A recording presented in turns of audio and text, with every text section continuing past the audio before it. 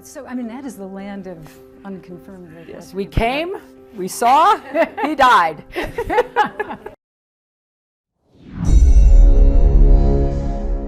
We came, we saw, he died. Itu adalah statement dari sebuah cuplikan video hasil interview wartawan CBS News dengan Hillary Clinton sewaktu dirinya menjadi State Secretary atau Menlunya Amerika ketika mendengar kabar Gaddafi dieksekusi. Hillary tertawa terkekeh-kekeh gayanya, antara bangga dan merasa dirinya pahlawan dunia yang telah melakukan hal yang benar untuk dunia, yaitu mengeksekusi Gaddafi. Mengapa Gaddafi harus digulingkan dan dibunuh? Mengapa negara Libya yang sangat kaya di masa Gaddafi oleh Barat dianggap sebagai diktator penguasa jahat? Mengapa Barat, terutamanya Amerika, memframing Gaddafi sebagai orang jahat, seorang vilan? Dan mengapa dunia percaya? Masih ingat di tahun 2016 ketika Bosman mengatakan daripada memilih Hillary Clinton, the unknown devil, mendingan memilih Trump, the known devil. Hillary adalah iblis tak dikenal. Trump kita tahu iblis semacam apa dia. Hillary lebih buas. Amerika memang buas di bawah Partai Demokrat yang di belakangnya cabalis. Kalimat we came, we saw, he died adalah jahat. Reaksi Hillary merupakan wujud asli pemimpin Amerika yang haus darah dan brutal. Kampanye menumpas Gaddafi adalah melindungi rakyat Libya dari rezim Gaddafi yang jahat. Sementara di sisi ekonomi, Amerika mau ambil cadangan minyak Libya. Namun minyak adalah bonus. Aslinya mengeksekusi Gaddafi adalah untuk protek dolar. Karena Gaddafi mempromosikan gold dinar sebagai mata uang tunggal Afrika dan semua pembayaran luar negeri masuk ke negara Afrika harus pakai gold dinar. Dan hal ini akan menggantikan fungsi dolar di Afrika. Kita semua tahu menyerang dolar haruslah perlahan dengan shadow dan secara tiba-tiba serangan itu dilakukan.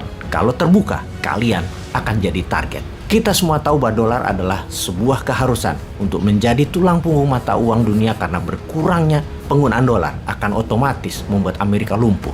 Merubuhkan Amerika itu gampang. Stop pakai dolar. Collapse dalam seketika Amerika itu. Hingga 7 tahun yang lalu, 90% transaksi dunia menggunakan dolar. 60% cadangan devisa negara dunia menyimpan dalam dolar dan 55% hutang dunia adalah kepada dolar. Namun saat ini dunia mulai berubah. Hanya 80%-an transaksi dunia memakai dolar. 50% cadangan devisa negara menggunakan dolar dan hanya 40% hutang dunia memakai dolar.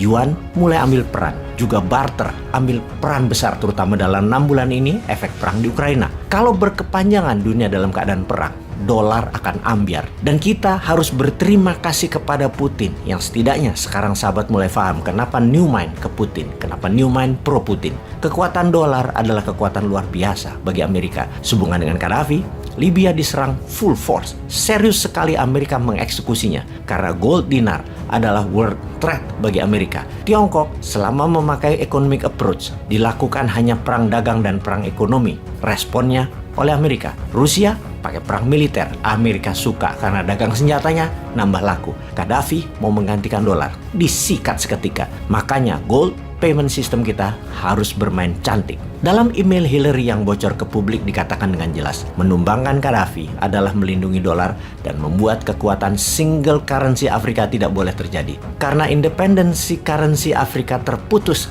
dari dolar akan membuat Afrika tidak berhutang dan membuat Afrika bebas. Afrika harus terus berhutang dan bergantung pada dolar karena kekayaan alam Afrika untuk Amerika dan Barat. Kampanye Gaddafi menyatukan mata uang gold dinar sebagai single currency Afrika dan kampanye menyatukan kekuatan negara muslim dengan gold membuat Amerika kebakaran jenggot kala itu. Kampanye penting yang membuat Amerika murka adalah cadangan devisa negara harus emas, bukan dolar. Cadangan devisanya adalah berapa banyak emasnya, bukan berapa banyak dolarnya. Kita tahu dolar itu dicetak bank sentral yang sesungguhnya independen, bukan negara. Jadi negara berhutang pada bank note. Harusnya kekuatan negara ya emas, bukan di banknote dolar. Usaha Amerika menjadikan dolar sebagai mata uang dunia adalah ketika di Bretton Woods Conference di New Hampshire yang menciptakan sistem keuangan dunia dengan IMF dan World Bank-nya. 44 negara setuju bahwa US dollar adalah mata uang dunia. Dan sejak 50 tahun yang lalu itu, sistem currency menciptakan hutang dolar. Kalau negara lain ingin membangun dan tidak punya modal, harus masuk sistem IMF dan World Bank agar bisa menghutang dolar. Apapun itu akan membuat negara dunia ketiga akan selamanya menjadi negara dunia ketiga.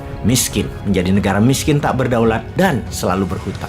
Memang janjinya di Bretton Woods Conference adalah dolar akan selalu diterbitkan berdasarkan emas. Lalu seluruh mata uang dunia dipeg ke dolar. Namun suatu hari pada puncaknya, dolar tidak bisa menepati janjinya. Cadangan emasnya habis, kebutuhan dolar meningkat terus, yaitu di tahun 70-an. Lalu Amerika menggunakan strategi lain, yaitu menerbitkan dolar dipeg dengan minyak bumi yang disebut dengan petrodolar, yang ternyata rapuh dolarnya karena harga minyak bumi bisa liar bergerak dan produksinya ada batasnya. Dolar pun tidak tahan, tidak memiliki lagi underlying. Puncaknya di tahun 1971, dolar melepas jaminan emas dan petrol, menjadikan dolar diterbitkan berdasarkan proyek dan hutang proyek. Dolar diprint berdasarkan hutang dunia. Sejak saat itu, dolar diprint at will, sak maunya berdasarkan keputusan politik, bukan murni berdasarkan kebutuhan ekonomi. Kembali ke Afrika. Di tahun 2009, Gaddafi diangkat sebagai Ketua African Union, Pakta Negara-Negara Afrika. Gaddafi yang curiga Afrika akan disadamkan di tahun 2003 sudah menyiapkan rencana besar. Afrika harus punya single currency gold dinar. Kita semua tahu Saddam digulingkan dan dibunuh